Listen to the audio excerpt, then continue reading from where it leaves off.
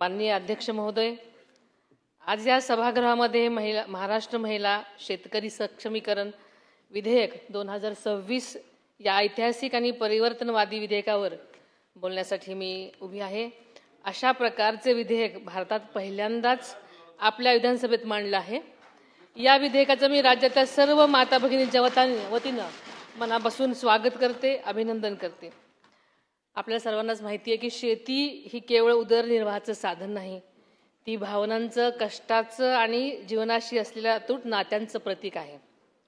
स्वतः शेती मातीत राबणाऱ्या आमच्या पुण्याच्या कवयित्री कल्पनाताई दुधाळ यांनी महिला शेतकऱ्या जीवनाचं अत्यंत संवेदनशील शब्दामध्ये मांडलं आहे।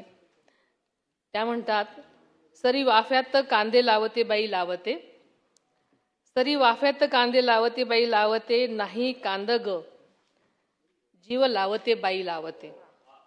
काळ्या आईला हिरवं गोंदते बाई गोंदते, रोज मातीत मी ग नांदते बाई नांदते।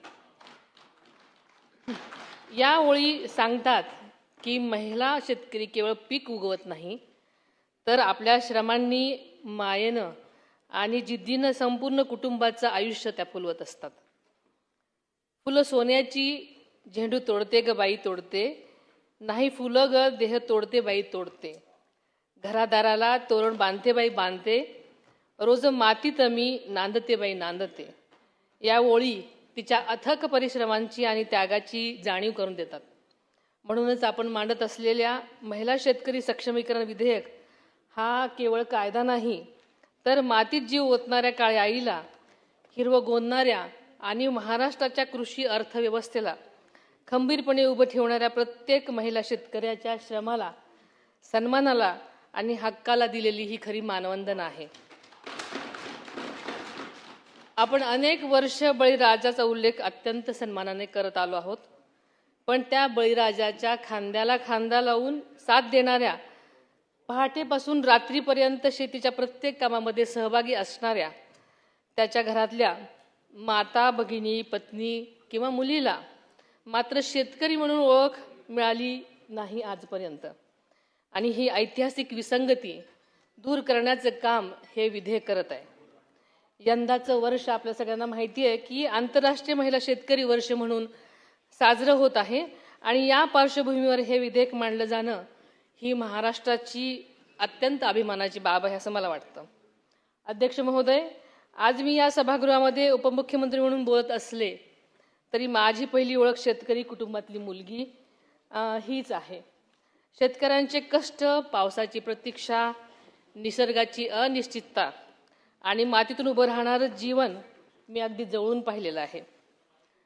शेती म्हणजे केवळ पोट भरण्याचा व्यवसाय नाही, ती एक प्राचीन संस्कृती आहे, परंपरा आहे, जीवन पद्धती आहे। मानवी संस्कृतीचा इतिहास सांगतो की स्थिर शेती संस्कृतीचा पाया हा महिलांनीच घातला। बी जपणं, बी पेरणं, पिकांची निगा राखणं, अन्न सुरक्षा निर्माण करणं किंवा साठवणं, या सगळ्यांची सुरुवात महिलांच्या हातूनच झालेली आहे आणि होतीये। म्हणूनच कृषी संस्कृतीच्या उभारणीचं सर्वात मोठं श्रेय महिलांनाच जातं।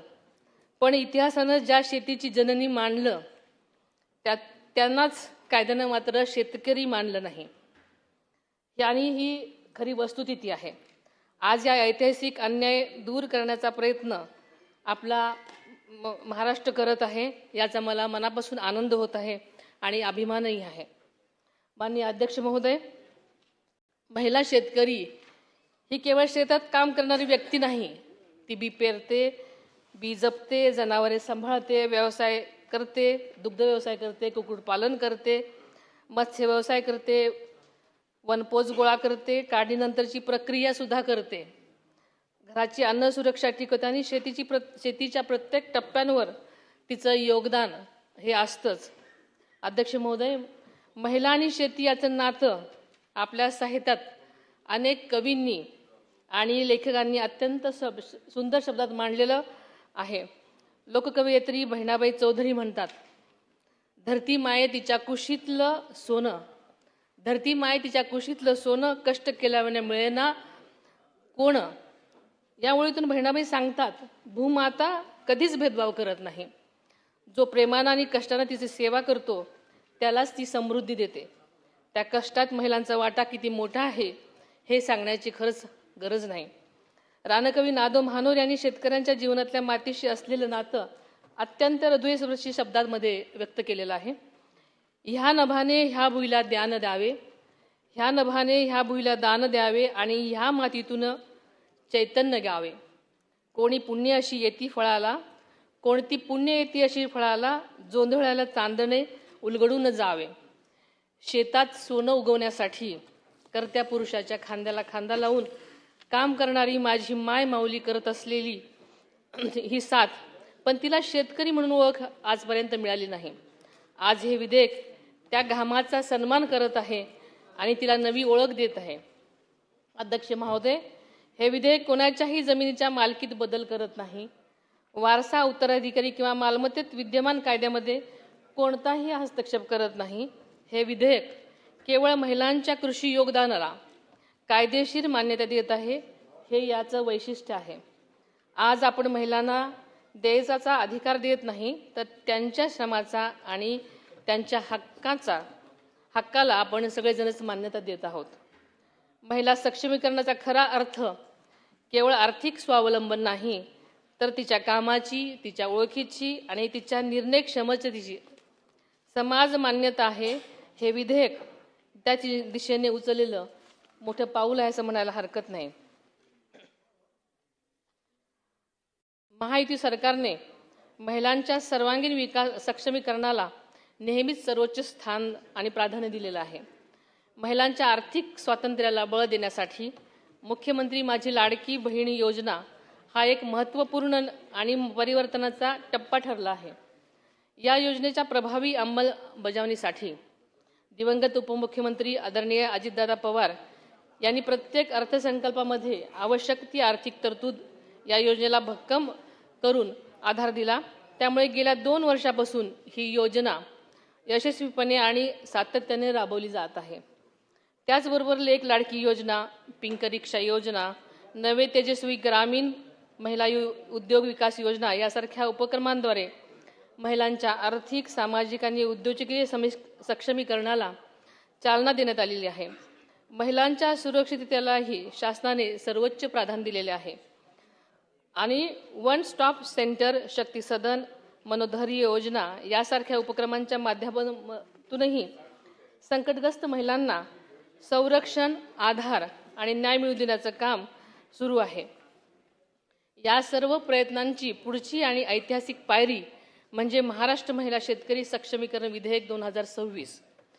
शेतीत मोलाचे योगदान देणाऱ्या महिला शेतकऱ्यांना त्यांच्या हक्काची कायदेशीर मान्यता, सन्मान आणि विकासाच्या मुख्य प्रवाहात स्थान मिळवून देणारे हे विधेयक आहे. महिला सक्षमीकरणाच्या दिशेने महाराष्ट्राने टाकलेलं हे एक दूरदृष्टी आणि क्रांतिकारी पाऊल आहे. महाराष्ट्राने देशाला अनेक सामाजिक सुधारणा दिल्या. स्त्री शिक्षण, सहकार, महिला आरक्षण, पंचायत राज, महिला बचत गट अशा अनेक चळवळींमध्ये महाराष्ट्र आघाडीवर राहिलेला आहे. आता महिला शेतकऱ्यांना कायदेशीर मान्यता देणारा महाराष्ट्र पुन्हा एकदा नवी दिशा दाखवणारा आहे. शेवटी एवढंच म्हणेन, शेतीमध्ये स्त्री ही केवळ मदतनीस नाही, तर ती भागीदार आहे. ती केवळ श्रमिक नाही, ती उत्पादकही आहे. ती केवळ कुटुंबाची आधारवडच नाही, तर ती राज्याच्या कृषी अर्थव्यवस्थेला सुद्धा मजबूत करणारा पाया आहे. या ऐतिहासिक विधेयकाबद्दल राज्याचे मुख्यमंत्री, कृषी मंत्री, कृषी विभाग आणि सर्वच विधेयकांच्या निर्मितीमध्ये योगदान देणाऱ्या ज्ञात अज्ञात सर्वांचंच मी मनापासून अभिनंदन करते. चला, आज आपण सर्वजण मिळून महाराष्ट्रातल्या कष्टकरी माता भगिनींना अभिमानाने सांगूया, तू केवळ शेतात राबणारी महिला नाहीस, तर तू आता शेतकरी आहेस. धन्यवाद. जय जिजाऊ, जय सावित्री आणि जय अहिल्या, जय महाराष्ट्र.